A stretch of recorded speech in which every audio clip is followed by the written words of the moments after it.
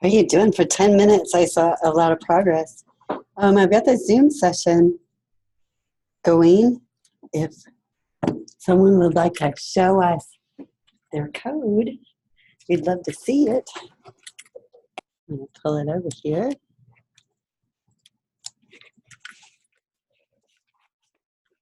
I'll pick on somebody.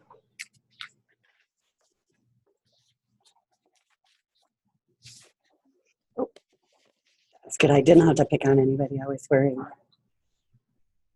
So I commented out in this part right here, so I'm still working on it. But oh, good. Can you zoom in a little bit for us? Yeah.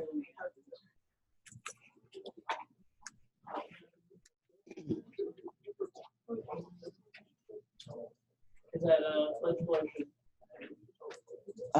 Control scroll or alt scroll. Here we go. Thanks. All right. So I managed to actually make it to where pretty much no matter what size of the string they input, it sort of looks nice around it. Because I actually made like an integer for how long the string is, and then I kind of based the grammar on that. These little for loops, they're just for outputting the character over and over again, like a certain number of times, as opposed to just writing the string. So that way it'll actually be able to change depending on how long it is. So if I were to type hi, it would actually make a frame that kind of fits around that, and not kind of be skewed one way or the other. It's weird because like spaces take up a different amount of space than other characters, so I couldn't do one space, and then I kind of like trial and error it a little bit. One hashtag and 2 spaces. Right, and that's why a lot of our programming stuff will use true type fonts so that we don't run into that, because it can be a problem. So look at him, he put in all these loops and everything. It looks great. Give Madison a hand, yay.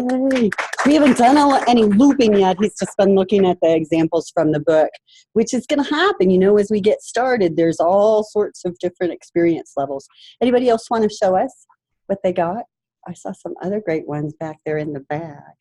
Let's see who is back there. Who shall show us? Back in the back, they were all done.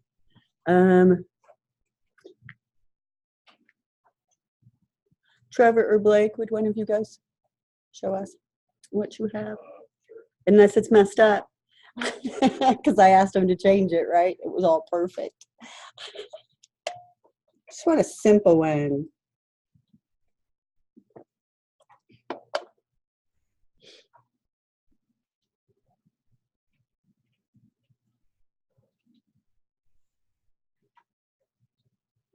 Oh, perfect. Again, if you click on the screen and then press Control Scroll, it'll zoom. You have to click there in the code. It might be Alt Scroll. Which one was it? Control Scroll. Ah, perfect. Thank you. My bad. It's not very So I just used one statement and lazy check. So if it wasn't an X or whatever they put in, it goes back to the start message again.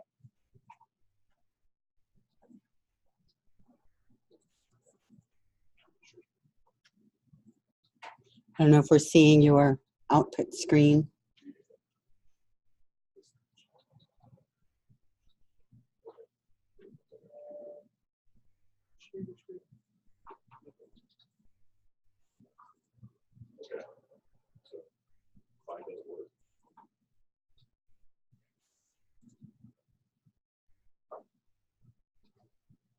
All right. What I want to see is where you formatted that output. Your output, where you did your right line statements, because that's what we're really concerned about right now. So I'm not going to beat you up for doing a go-to statement, but we don't ever do those. Okay, so can we see your program back again, please? Because I want to show everybody the output stuff. So what I was concerned about is the right line statements and where we have the double quotes. Can you tell us why you had to put those backslashes in? It's the only way I could find to make it work. Try to use that a little.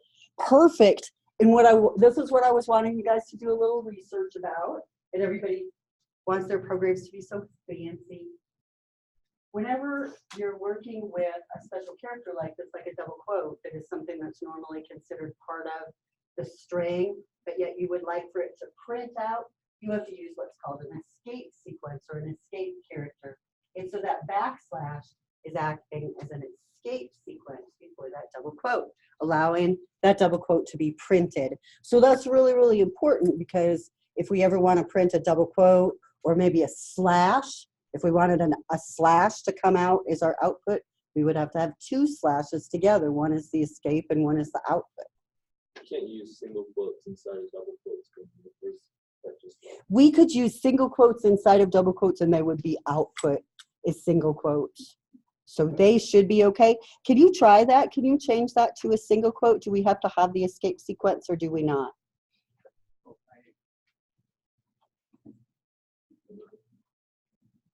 So it let us get away without it.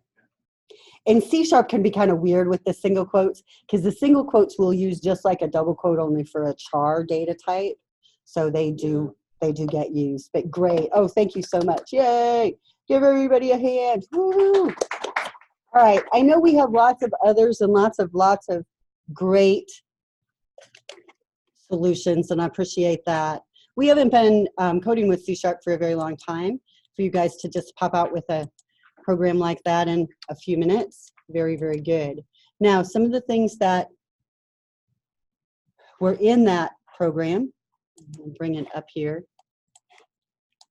that people use. First of all, to prompt the user for input, we used our right line statement. But then to read their input, we had to use one of our read commands. And if you've looked in your book and in the REPL, you've seen we have read line. We do have some different options. So experiment with those, see how they work differently. Whenever you're developing, you always want to have the reason that you used the certain method that you did. Not, well, I don't know, but it seemed to work right. We want to be able to explain, well, this other method does. Puts an extra line at the end, and I didn't want an extra blank line printing, so I used this method. Okay, perfect. I am looking at our textbook, and in our book, there's a lot of stuff that's kind of bouncing around here at the beginning.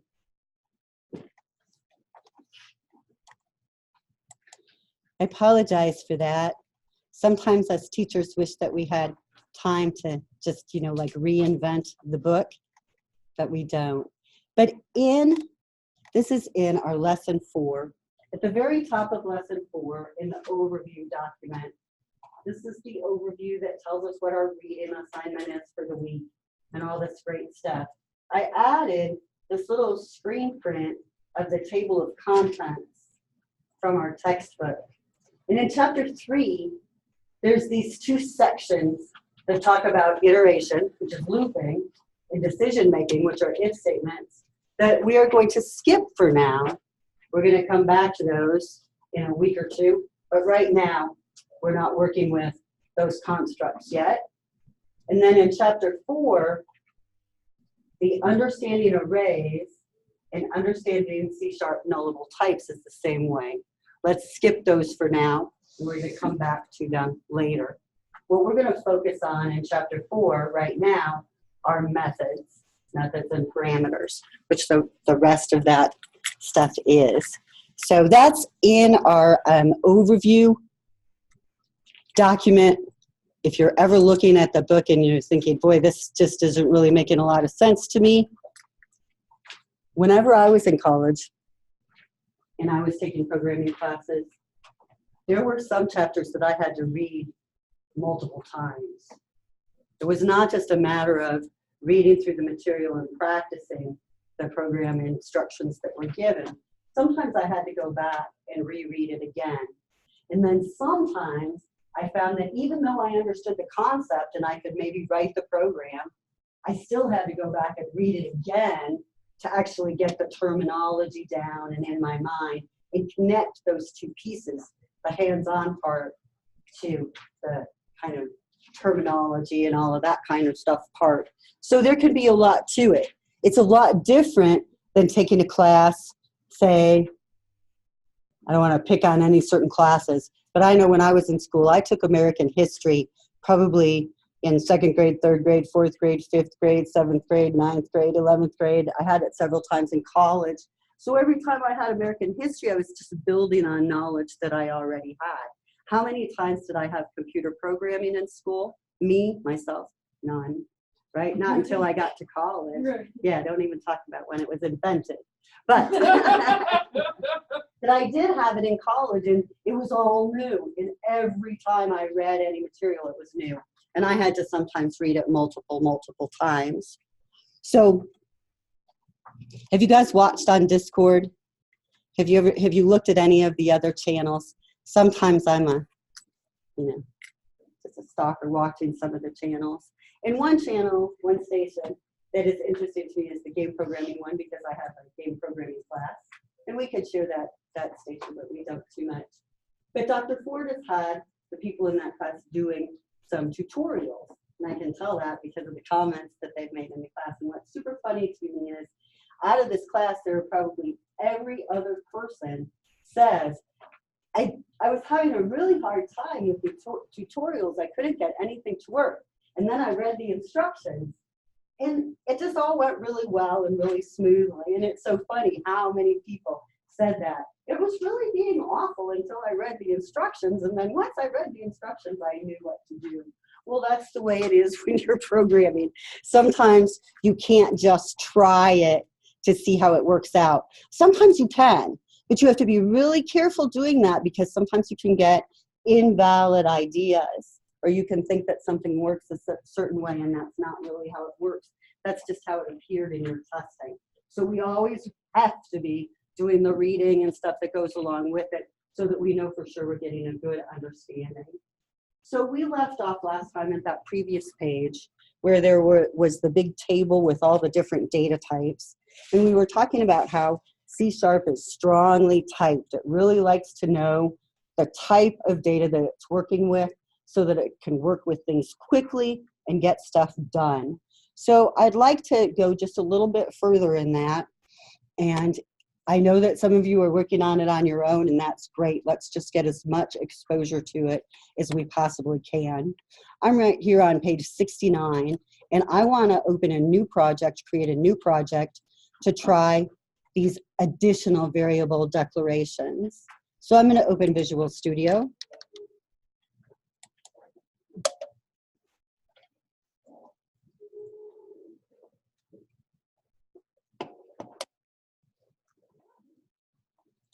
And I'm going to choose File, New, Project.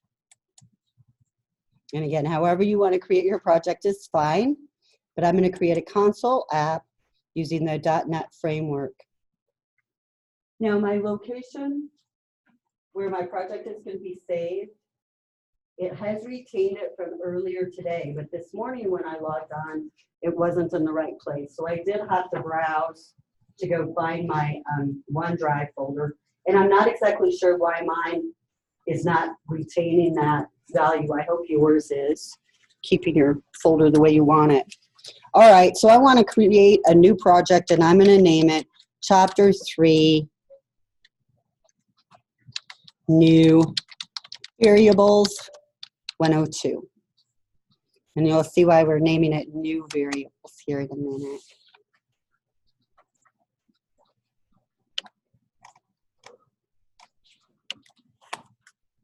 And last time when we created a couple of projects, we saw that if we updated our using statements and we put in a using static, we could get away from typing that console keyword every time we use a console command. We also saw that if we did 2 slashes, that would give us a comment in our code. So if we do 2 slashes at the beginning of a line, we have a comment line. If we do 2 slashes further on, it's just the rest of the line is a comment. And we saw if we did a slash asterisk, we could start a block comment and the asterisk slash would end it. Well, there's actually a third type of comment in C#, and it's kind of handy. It's an XML comment, and I'm going to press enter up here at my namespace, and then I'm going to type 3 slashes, 3 forward slashes. And if you type those, you should see it, Anya. And what's going on here is it gives you a begin tag and an end tag for you to type in summary information about this program, and then these XML tags will be assembled and shown to people that use your code. So it's a double comment. It works good for our code, and it's something that is documentation for our program. So for this one, I'm just going to say explore, yes. Is there a reason why the summary tags look like HTML? Because they're XML, so they're Okay. extended markup language, and that way we can actually use them for things. So it'll pick that out. But that's why you're on top of it. So we want to explore other variable declarations. But yeah, that's why we get all used to that HTML and XML, and you can see it in other places. So we saw last time, just barely, that we could declare a variable by specifying the data type and then the variable name or identifier. I'm going to go into my main and type some code. So make sure that you're within the opening and closing curly brackets of your main. And I want to do a write line. In this write line statement, I'm going to output a heading that's going to say data declarations. And that's all I want to do there. Now, I want a couple of comments. And for our first comment, we're going to say that our local variables are declared as so. Data type, var name, semicolon. So this is just to remind us that when we're declaring a variable, we use the type of data that this is going to hold and then the name of the variable. And that's all we need to declare a variable. So I could declare an integer named myInt like that.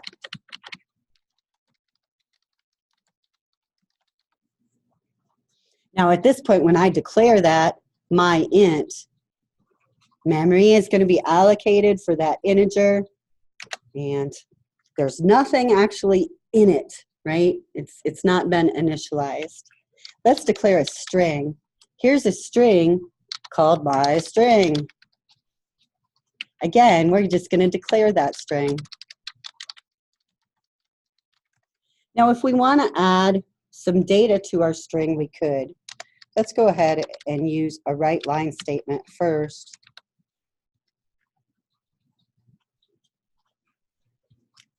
Now, a couple things about our program so far. It doesn't really output anything. Right now, if we ran it, we would just be checking to make sure that we didn't have any sort of syntax error. What are these green squigglies? What are those saying if you mouse over them? They're not being Not being used. So they're not an error. It's not any sort of warning or error condition. It's just like informational to let us know this might be an unnecessary variable because we're not using it anywhere in our code. Now, I'm going to go ahead and give our myString variable a value. So let's set it equal to, this is my character data.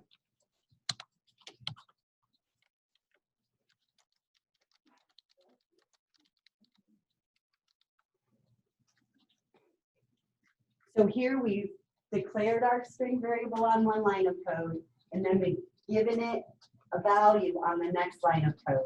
We could have done that all in one line if we wanted to. That would have been fine to string myString equals. Now our string here that we've assigned to our myString variable is all within double quotes.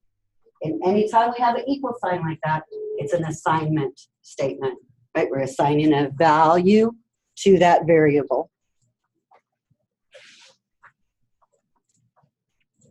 Let's try and run it, make sure we don't have any errors. I'm gonna press Control F5 just to make sure it runs. The only thing we should see as output is our message data declarations. And then that's it. So everybody's working okay? No errors so far. We want to get rid of those before they cause us trouble.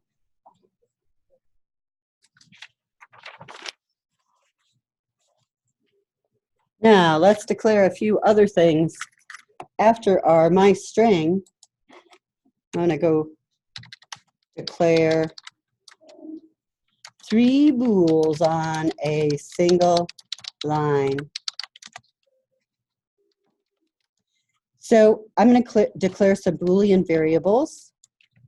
And this is just an example to show you that we can declare multiple variables on one line of code. I'm going to make Boolean B1 equal to true, B2 equal to false, and B3 equal to B1.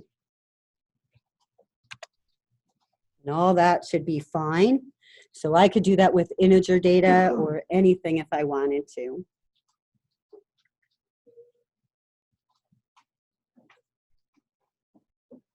One more. All of our data types inherit from the C# system object. So our Boolean object is no different. Let's use system.boolean data type to declare a bool. So this is exactly the same.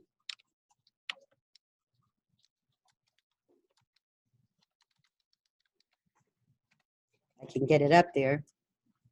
Using system.boolean is exactly the same as using bool.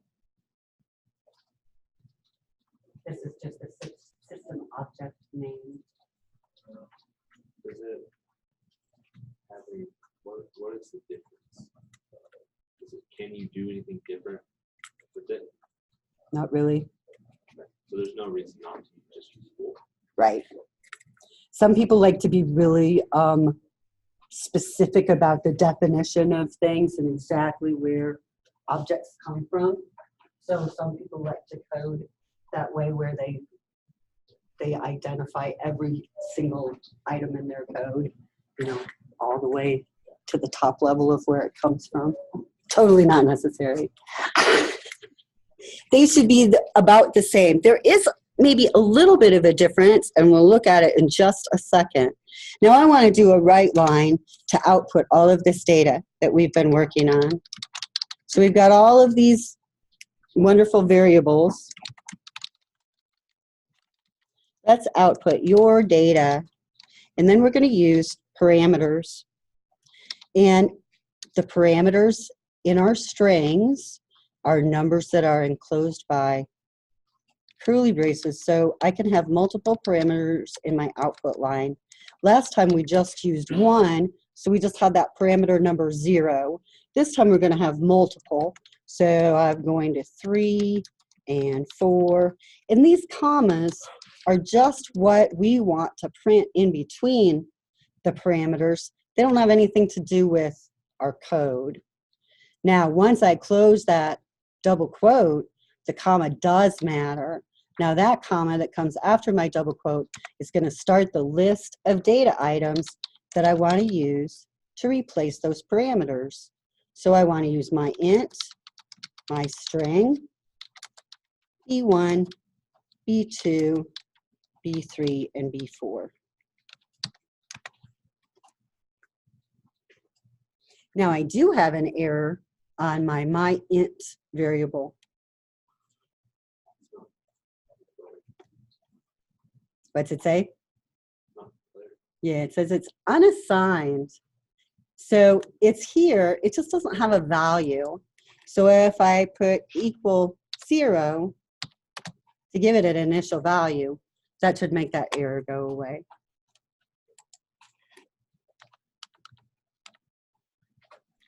Now let's try and run our program. We should be all done here. We've set up an integer and a string and several booleans and a system object boolean. I'm going to print out all their values. I'm going to press Control F5. Bless you. And now I should see all of my different data variables. My integer, the 0, is displayed first. Then this is my character data, true, false, true, false. So we're just kind of exploring, working with some booleans or working with some different variables and seeing what we can do with them.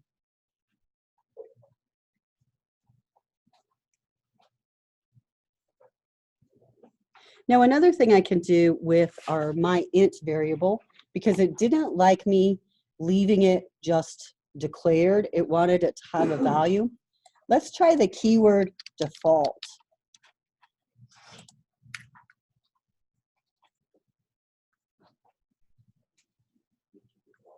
What's it say? It says if we were using Visual Studio 2019, I would be okay. Right? So that's to come. So just be aware, that's an up-and-coming thing that we'll be able to do. 0. Since it's numeric, it would still default to 0. So that'll be a new thing that we'll be able to do. Do all data types have the default? They do, so let's explore that.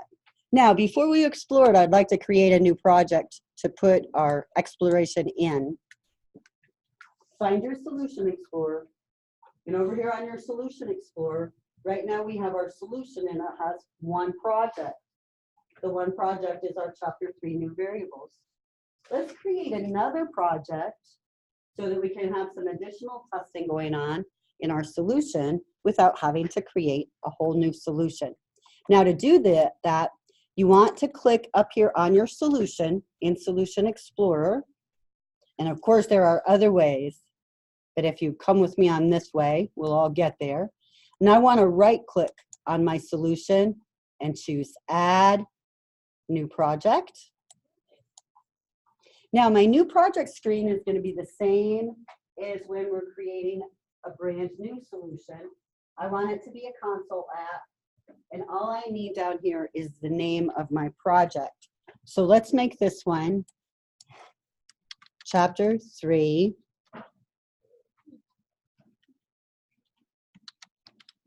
New Data Types.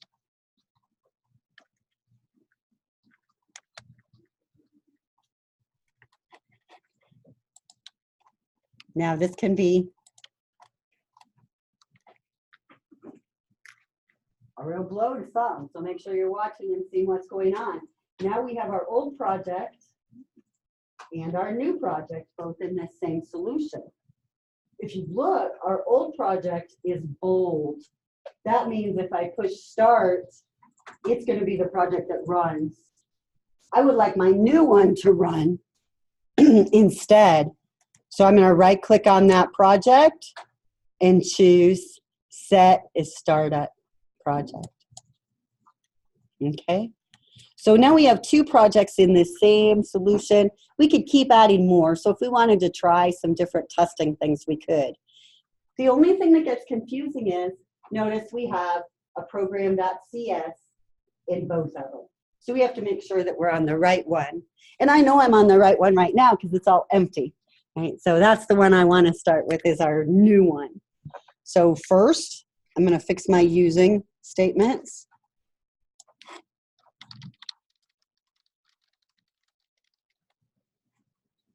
And then I'm going to put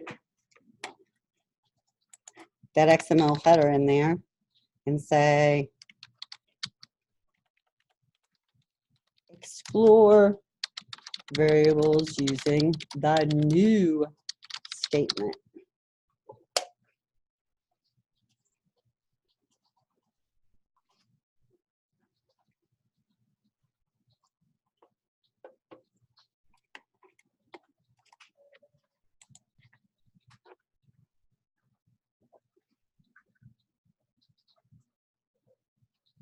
Sometimes when we start coding, especially when we get a job and we're looking at all of the code that this company we now work for has, it can be pretty overwhelming because it can all look so strange because there's so many different ways of doing the same thing.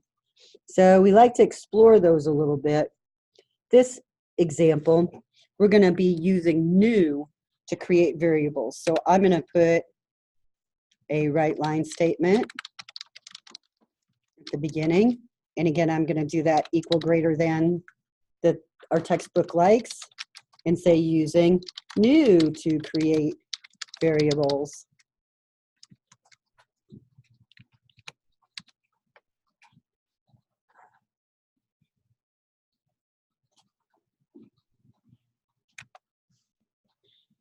Most of our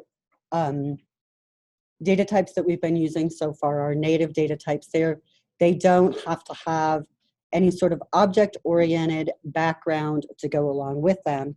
But in C#, all of our native data types also have a behind-the-scenes object. And that's what we do if we use the new command.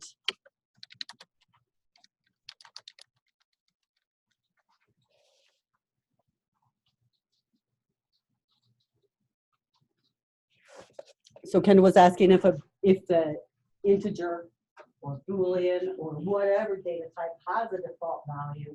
When we go to the system object Boolean, and we create a new entity of that type, the default is to set it to false. In this way, you're creating a new Boolean as an object, not as just a Boolean. Not as just a Boolean, right. Now we can do the same thing with an integer.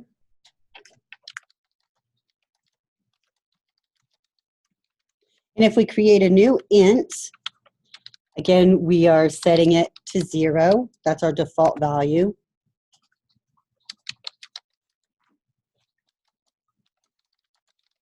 And if we create a double, we're setting the default value of 0. Now, all of these native data types like integer and double and things like that, we don't usually see this kind of code very often. Where we normally see it is with more advanced data types that are actually objects, like our date time data type. I can create a variable dt and say it's a new date time. The default for date time will be 11:01 at 12 a.m.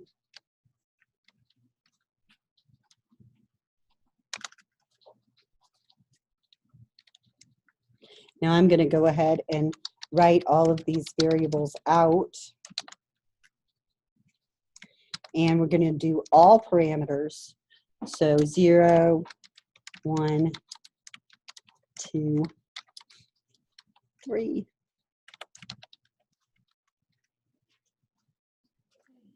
And then what we want to replace those parameters with is B, I, D, and DT. Now, when you look at these variable names, they're not very good, right? Because they're so short. But you can see how they're kind of conductive to programming, right? We can get a lot more code there a lot quicker. So you can see why we want to keep our variable names short, just not too short. That might be a little too short if we were working with a really long program, but with our short program, it's okay.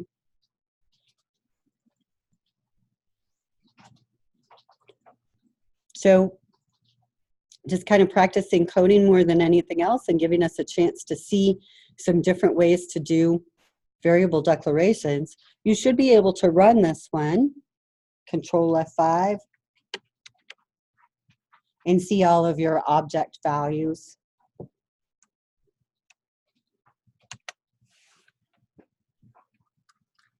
Everybody working okay?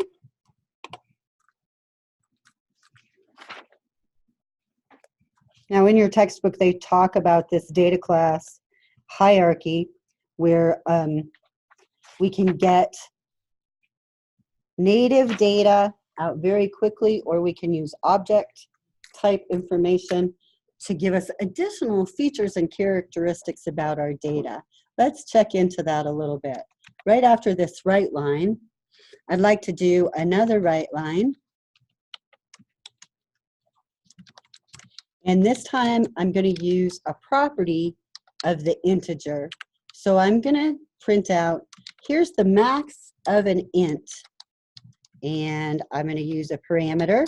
And I want to replace that parameter with int dot max value. Because we used an integer object here, we have access to the max value property of the integer object. So we can find out what the maximum value is of an integer variable. In the same way, we could find out what the minimum value is using the int.min value property.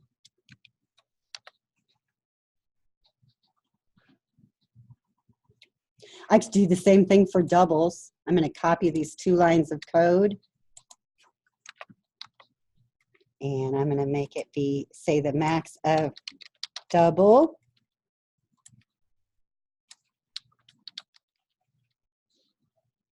And then the minimum of double.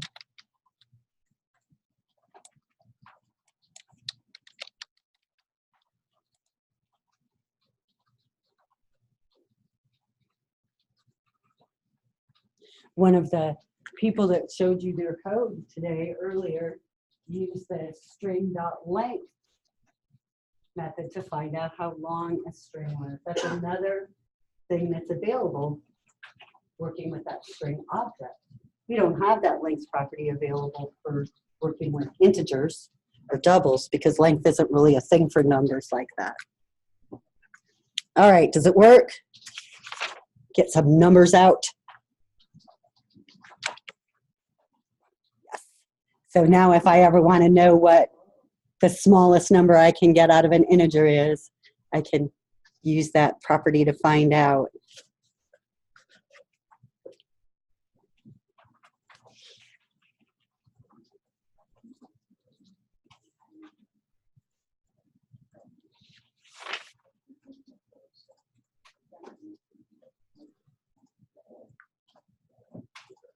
How do you run on the keyboard again? Do what? How do you run that program on the keyboard? Control F5. Okay. Control F5. It's one of those when I look at it, I can't get it. Is it working? I have a random here. Could you have it print out like X number past the decimal point of pi? Like I want to see like 20 numbers past the decimal. You'd have to code it. You'd have to write that program to do it. Mm-hmm. And it would That's how only you go print. out to a certain number because pi is infinite. There's no way the computer, like I You guess mentioned we'd like you have can't have it stop like 5 after or 10 after. Like you Like, can't pick a the random. computer, if it was the computer, it'd have to only be up to a certain point. Well, there's an equation to get pi, so you can fill Yeah. out the equation to get pi. And Mhm. so you could have it go out to a certain That would give you like probably the maximum value of that, right? Yeah, you'd have to. That's whatever customer I is. but I like to. You'd have to set it to a double. decimal or the 64-bit. I think Is it double that was 64-bit? Yeah. Not actually really high. I just wanna watch Might be really high. Okay, in chapter 3, that's a good experiment to try. In chapter 3, a lot of the stuff that's there is kind of things that you might want to refer to throughout the semester. So don't forget about that. Don't forget chapter 3 has all this information about formatting output and how all of the different data types are declared and everything, because it'll be really, really helpful to you. The next little section talks about working with char data types, and then they have some things about string data types and some of the string methods that are very, very helpful. So those will be things that'll be coming back on us all semester long. One thing about strings, when we look at, I'm going to click back on my other program.cs file. When we look at a string here, this my string I set to this data. This is my character data. Now if I created another statement that said new data and changed my string, there's an interesting thing that happens with strings when we're working with C#.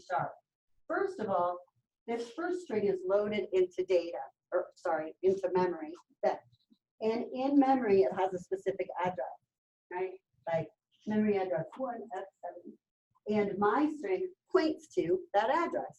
So when I access my string, I get the result. This is my character data. Now, when I change that, and I say my string now equals new data is now out there in memory, and it has an address, and my variable now points to that address. This old string is still out there. It's still out there in memory. So it stays in memory basically until my program is done executing. So that's no big deal to us, right? Because I've just got this little character data out there in memory. But think about it. What if you were running a program that was processing employee data and you were going to read 20 million employee names? Does that matter now? It does. So the fact that strings are immutable is important. And it's more important when we get to dealing with more and more data. But later in this chapter, they show us a facility called String Builder. And if we use String Builder, we can actually create strings that just live while we need them, that don't stay in memory forever. So that is something that's really an important thing. And as we get to assignments where we're working more with strings, we'll revisit that and talk about it a little bit more. I'm going to save this one, and I'm going to close it. And then I'm going to, well, before I close it, I'm going to open my folder in File Explorer so that I don't have to go searching for it. Because I'd like to take this project and zip it.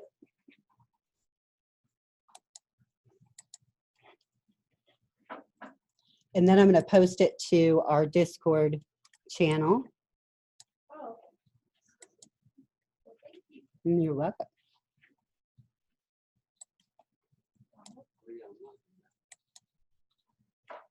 And hopefully that'll be enough reason for everybody to want to get on the Discord channel if you're not already on it, right? Okay, so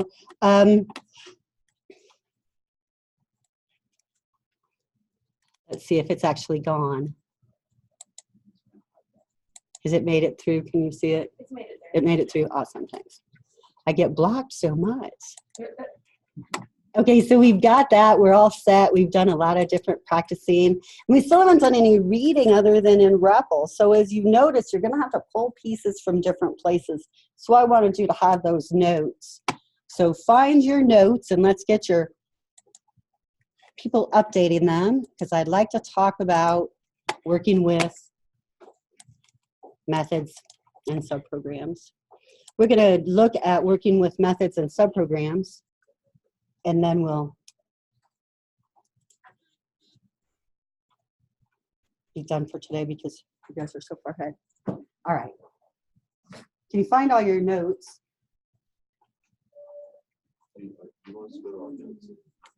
In Canvas. See if you can find them. They're still working. Nobody's broken. this morning we found out some people couldn't access them. Everybody thought they were accessing them.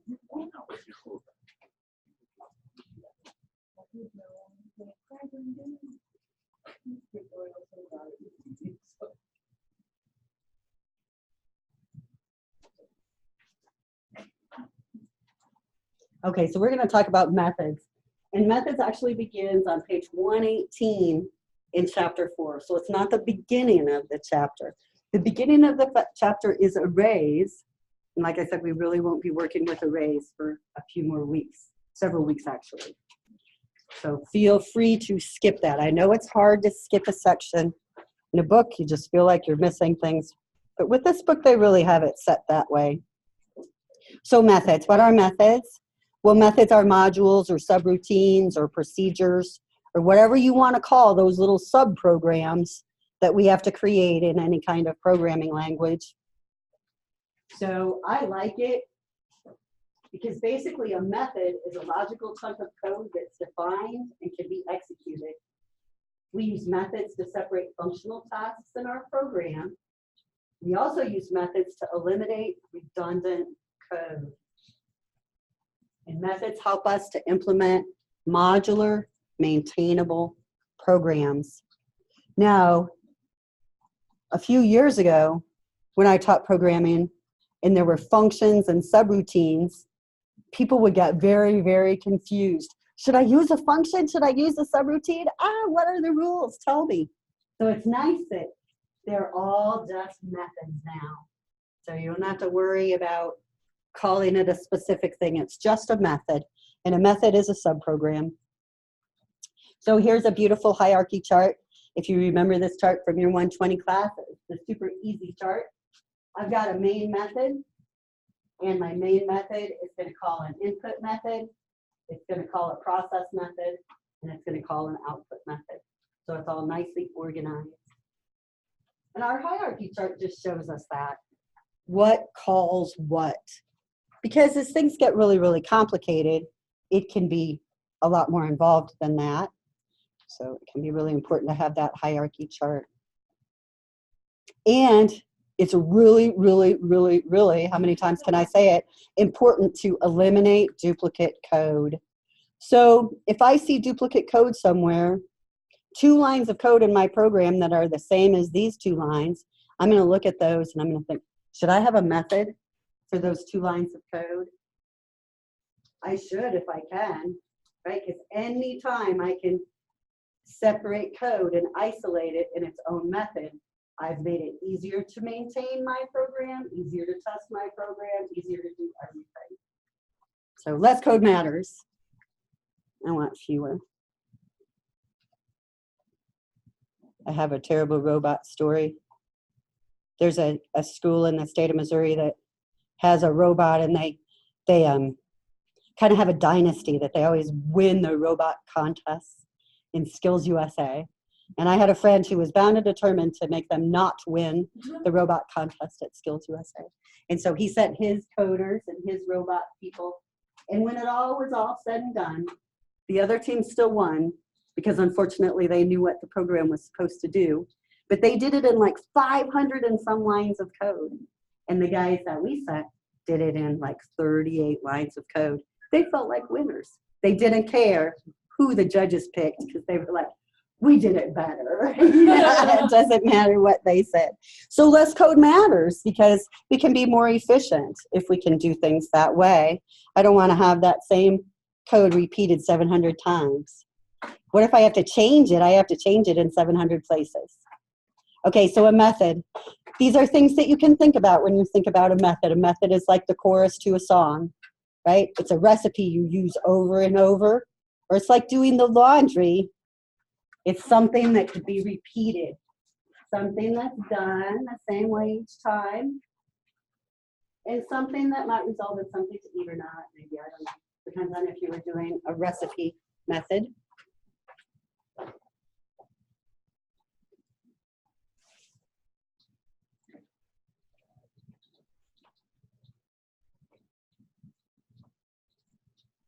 I like the chorus to a song one because we all know, you know, they get out in that verse and then they get back to the chorus, and we're all used to it. So a C# method really has three things. It has the method header, has the method body, and the method closing. And that's it.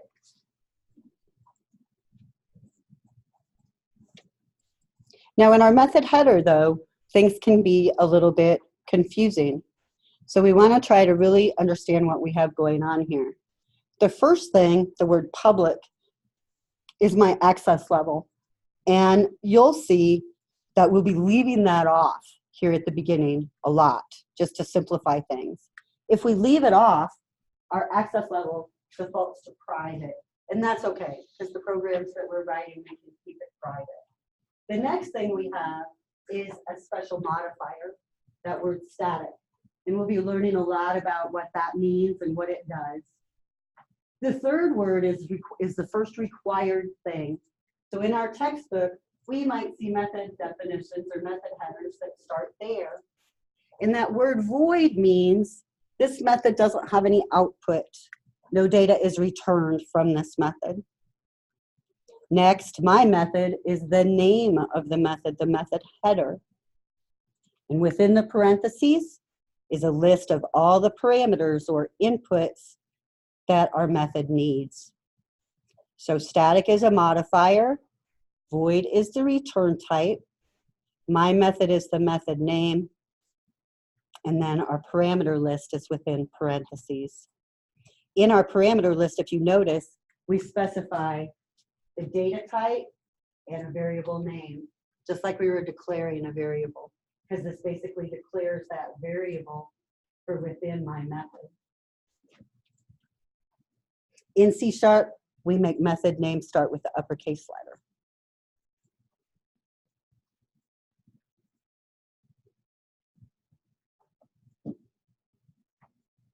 So just like the right line has specific syntax, our method does also.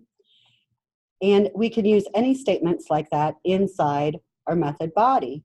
So here I've got my method header that ends with an opening curly brace. Then we have all of our method body, and then our closing curly brace is the end of our method. So just like our main method, we have to have our curly braces. Okay, so let's write this program. Can you guys write it? It's quick. Open Visual Studio, create a new project, and you can name it. This one is going to be chapter 4. So I would just do chapter 4 test. It only has these few lines of code.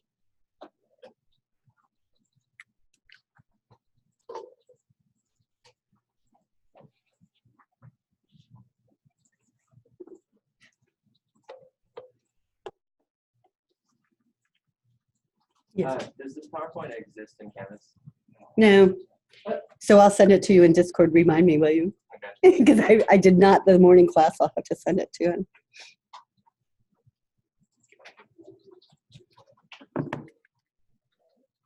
I finished it last night. I couldn't decide where to put it. Your organization skills.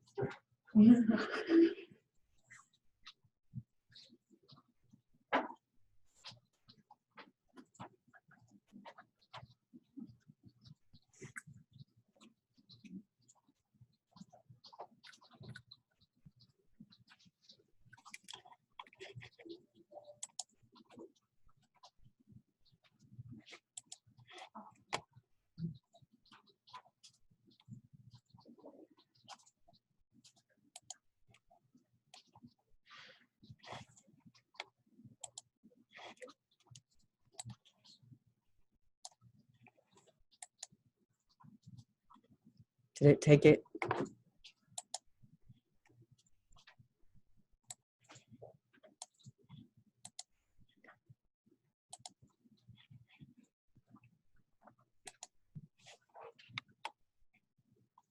Can't see it, can you? Sorry. I'm messing with you.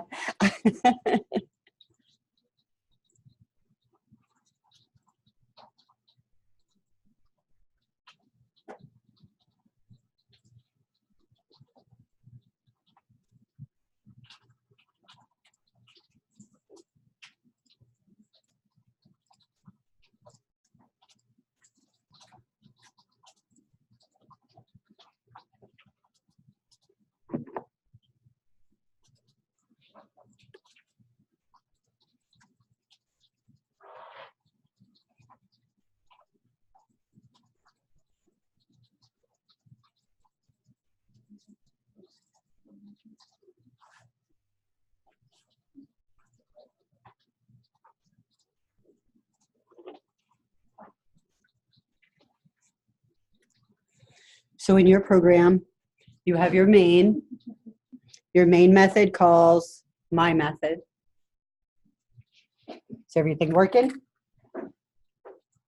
Make sure it's working so you can have it as an example. You should just see that 7.5 coming out.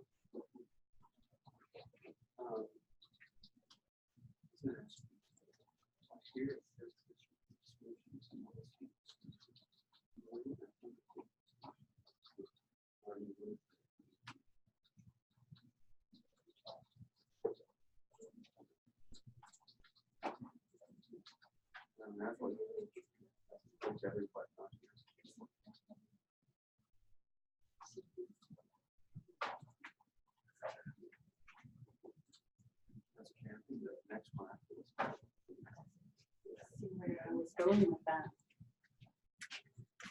I have a feeling that's our old book, and I need to create a sample for you.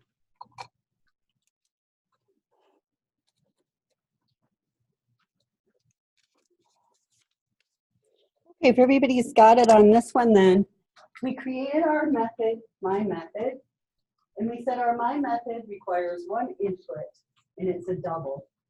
And we want to call that my variable within our method. And all our method does is the write line statement to output the variable is and our variable value. So when we call our method and we pass a value 7.5, that's what should be printed out. The variable is 7.5. So you could change this value up here if you wanted to and run it again and see how it changes that value. So that's a nice method. It doesn't do a whole lot of things, just outputs whatever it was passed.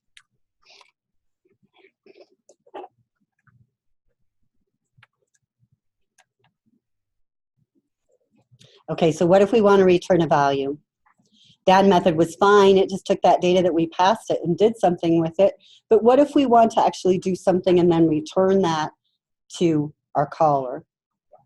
Well, our method header is going to change just a little bit, not a whole lot. We're still going to have the public access level statement and then our static modifier. But here, instead of the word void, we have the word int to say that now our my method is going to return data of type integer. Our method name is still the same, and the parameter list is still the same, just one double named my variable. Let's look at how that would change our code. Whenever we have a method that returns a value, somewhere in the method body, there has to be a return statement. And that return statement has to specify something to return that is an int. So they have to match. So when we return a value, we use that return keyword and specify the data that we want to return. And it could be just something hard-coded in there, a literal like the number 5. It could be a variable, but we can only return one thing. So here is a method that returns a value. In this example, we've changed things up a little bit. Our my method now says it returns an int instead of being void.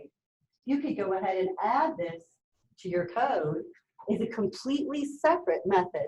Don't change the my method you already have. Just add this one. And notice how they won't conflict with each other. And I'll tell you why. Because here we're saying we're going to return an integer. So we're going to read in that input variable and print it out. And then we're going to return our variable multiplied by 2, but we're going to cast it as an integer to make sure it's an integer. And that is a casting when we have a data type within parentheses.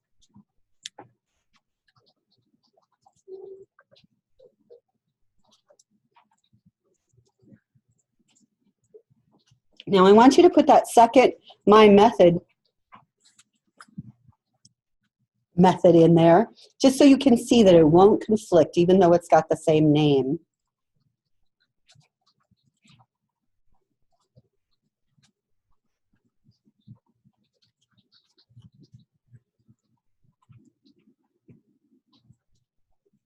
sometimes I feel bad for you guys that you've had to have old people as computer teachers your whole life when you know more about it than they do.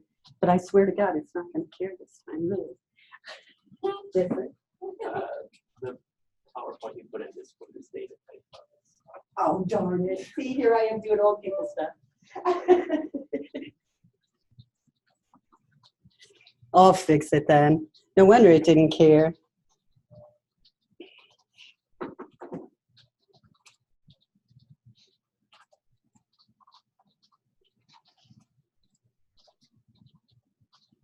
Now you tell me if it cares, because it could. I could be lying.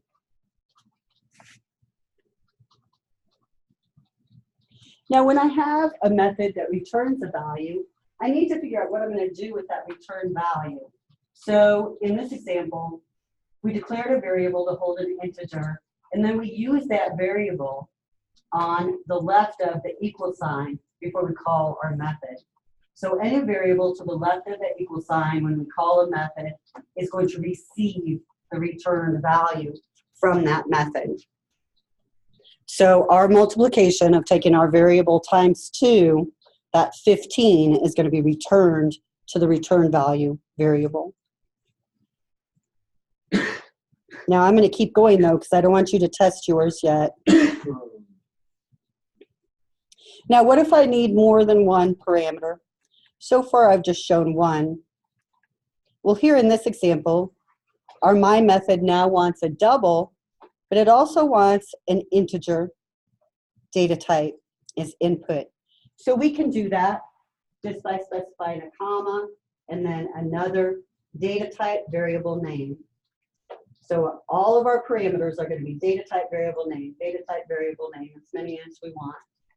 So if we stuck this method header in there, we don't have much method body, so our program would get a little upset, but we could. So let me review all of these. So how can I have my method in my program multiple times? Because it's object-oriented. And in an object-oriented program, I can have the same method as long as the method's signature is different. Well, what's the method signature? The method signature is the return type, the name of the method, and all of the method parameters. And all of that data together is used to build the signature, or almost like the keyhole for this method. Then when I call this method, C# is going to say, which key are they using? Are they using the key that expects an integer and passes in a double and an integer? If so, I'm going to use this method.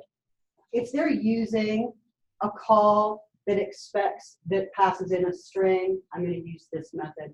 This is overloaded methods. So with C#, I can have the same method, the same name, multiple times, as long as my signature is different. It's a different method. Where I might want to do that is like drive, right?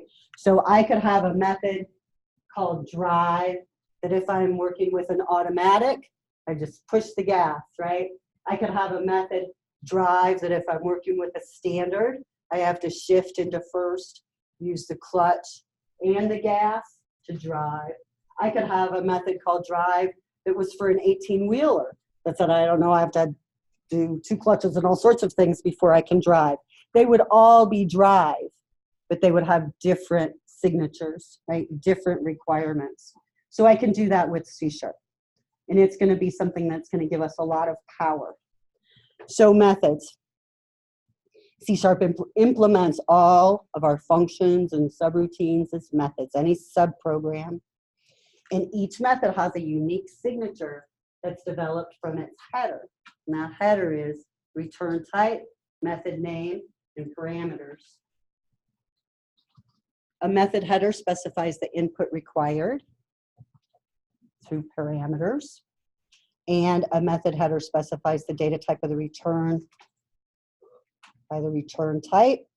Our method has a body of code, and our method body is enclosed by braces. So you should be able to save that one program and not do too much with it. Okay, just real quick, before we go, there is a link on Discord to, well, I lied, hang on. There will be a link on Discord.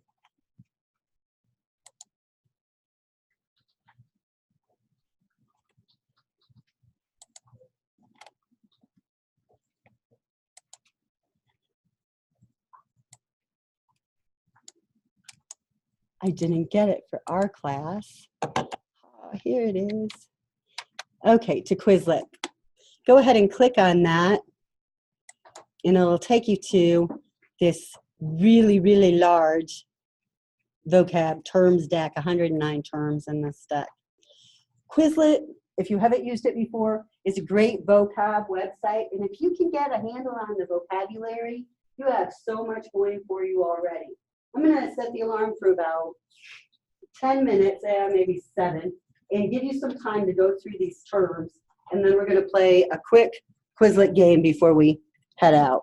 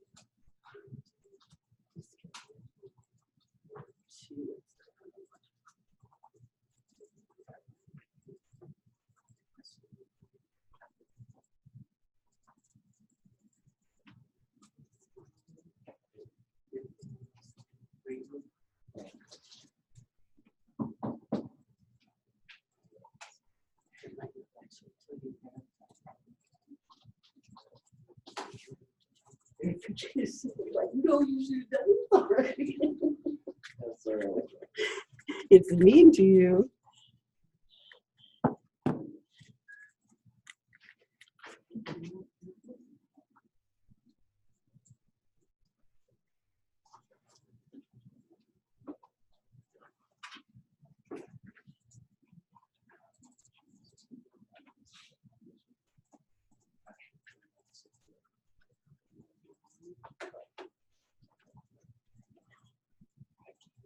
Oh.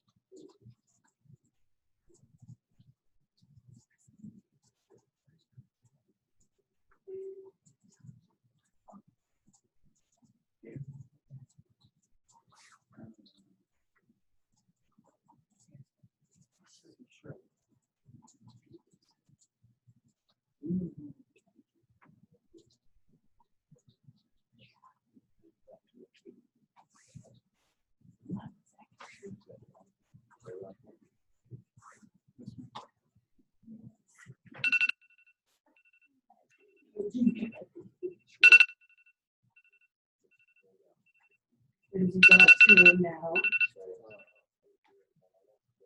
Lots and lots of terms.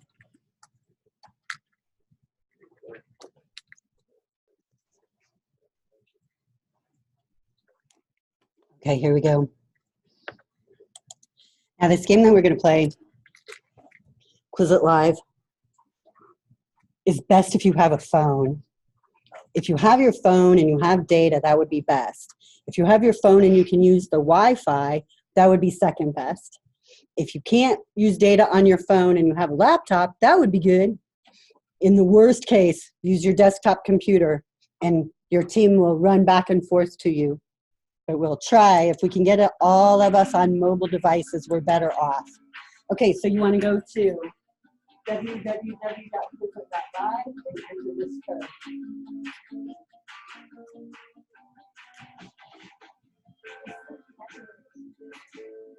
It's awesome. Okay, this is methods.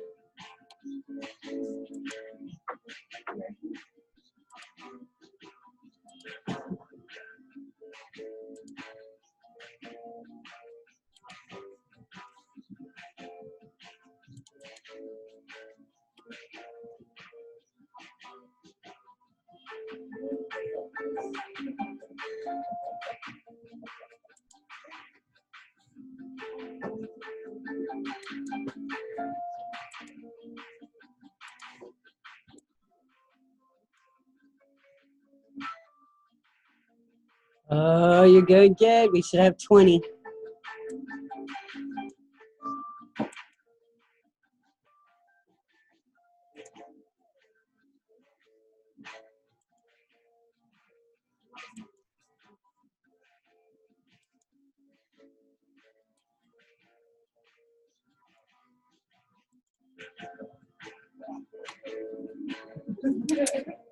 Oh, so close.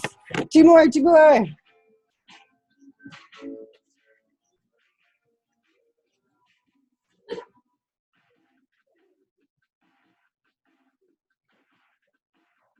One more. Come on, before we start dancing.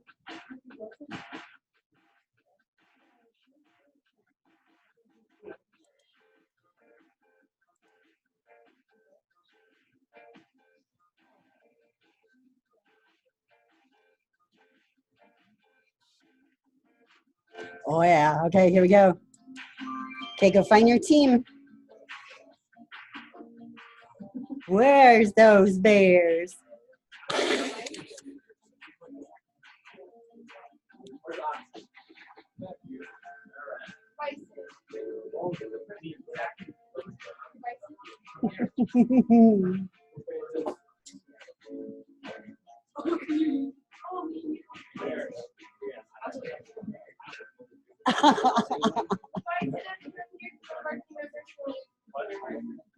He's tethered to the computer.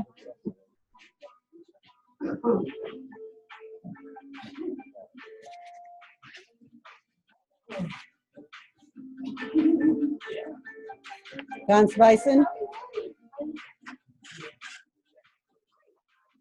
Everybody get their people? Okay, here we go. Now, you're not going to see the same answers on each device. You're going to have to put all your devices side by side to see all the answers. So cooperate. Oh, somebody done. Blake. Where's Blake? Can you reconnect?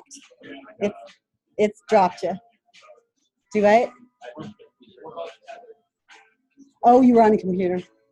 You're going to have to stay at your computer that you were on. Yeah, Jackie will run back and forth. She's okay. She'll get it. So stay on that one, otherwise it'll get all confused. Hang on just a sec. One small difficulty. They're going to beat you guys because they have to run.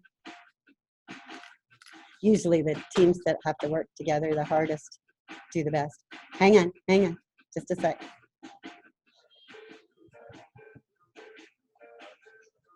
He was trying to be tricky and it's like, no, I'm not going to let you.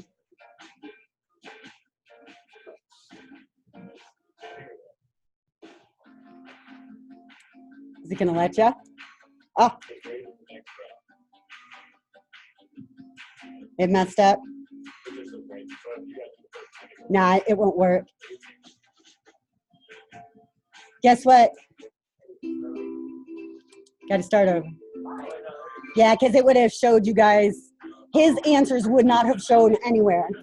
And you guys would not have been able to pick them. Go find your new teams. It's too late. I've played it a bunch.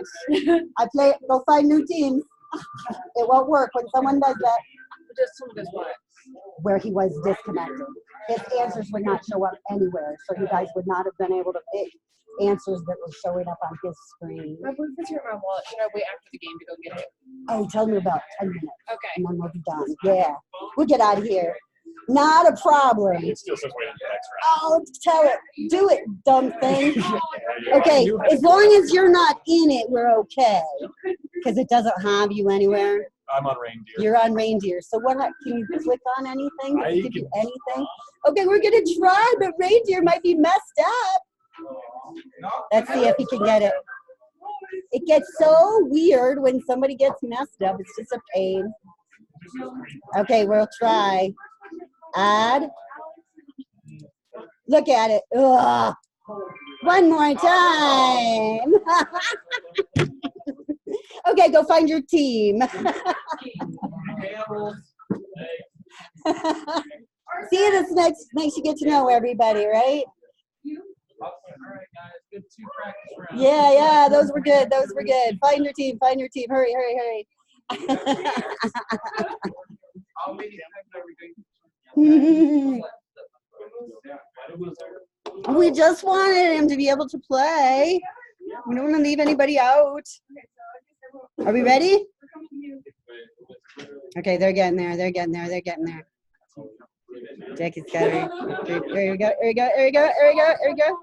Everybody ready? I'm doing it this time. If anybody gets dropped, it's just too bad. Okay. Start game anyways.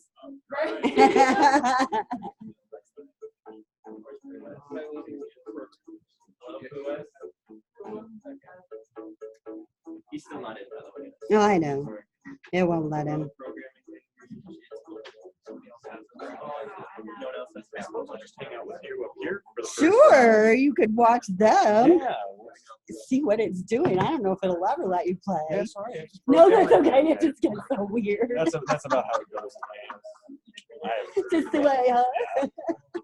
That's all right. You know, those programmers that never run into problems, they never know how anything works. Well, I still don't know how anything Yeah, works. no, you don't say that. I'll figure it out eventually. You say, well, I run into problems, so I always know Yeah, that's- everything works. Sure, of course. That's yeah. right. That's right. I always kid with everybody about because I taught networking for lots of years, and so I had a student who in making networking cables, putting Oh, the end guys on. doing them themselves. Gotcha. I had one guy who he ended up working for the school district, but he just had these like really short fingers. It was to the point where no one in the class wanted to try anymore because we were all so tired. Of Just tired of it. It's just like, yeah, this is not your thing. And like, We miss one C4 in our do what? Sorry. We miss one C4. Yep, that would be me. Sorry. That's why I kept redoing it. See what happens if Sorry. someone's missing? Okay, I'll go check C4. Whoa! They were super fast. I'm clicking exit game, and then I'm going all the way back in, so it will let Blake in and not leave his answers out there hanging in the middle of no man's land. Okay, everybody's got to join all over again. Yeah, it's so worth it.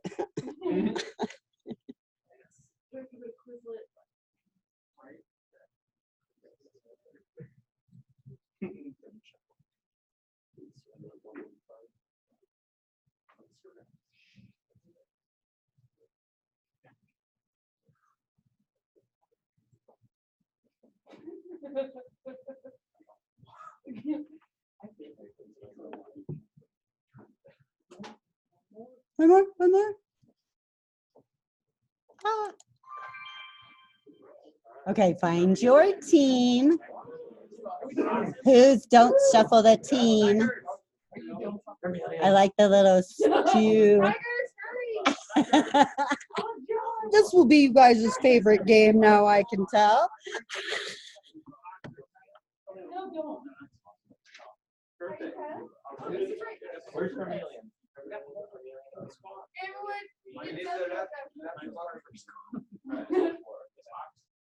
Yeah, Fox, whatever.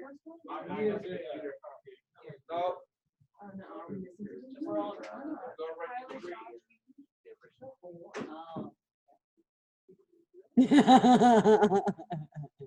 Are you set? Ready? Ready? They're moving. Here we go. Oh, good job. You guys get away from that team that's trying to listen in. Okay, we're ready.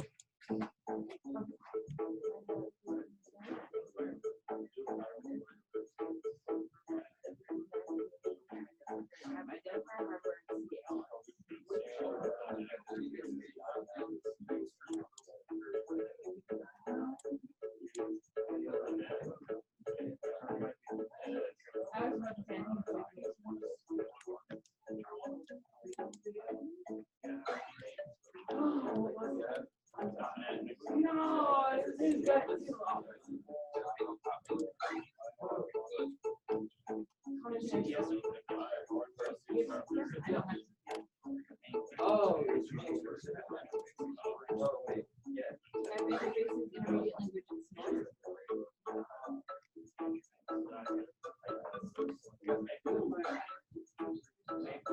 Some hard ones.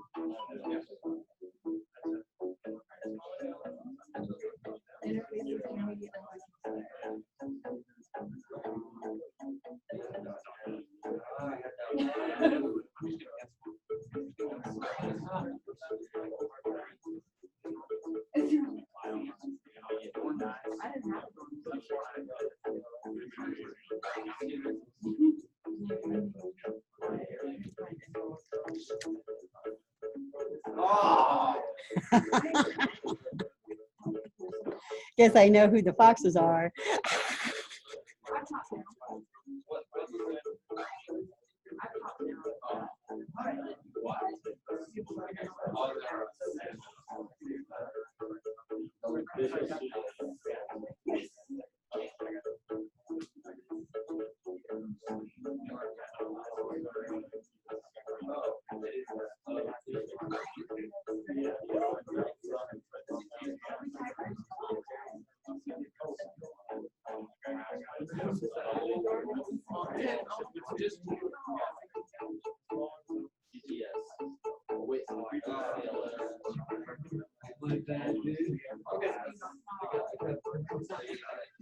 Oh, good job.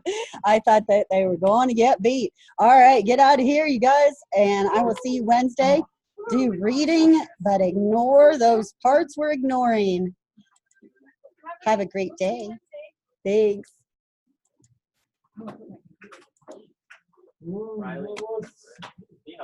Sure. I think I got the right presentation. So, how we do this? How do we do that?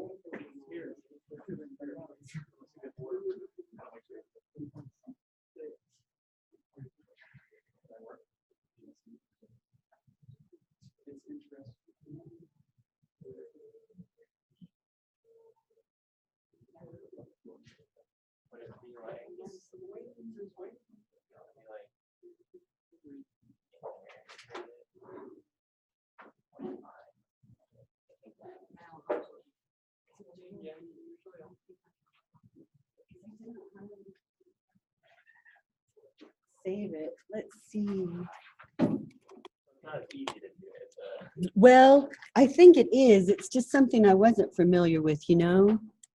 I just didn't even know you could do it. But I need to be familiar with it.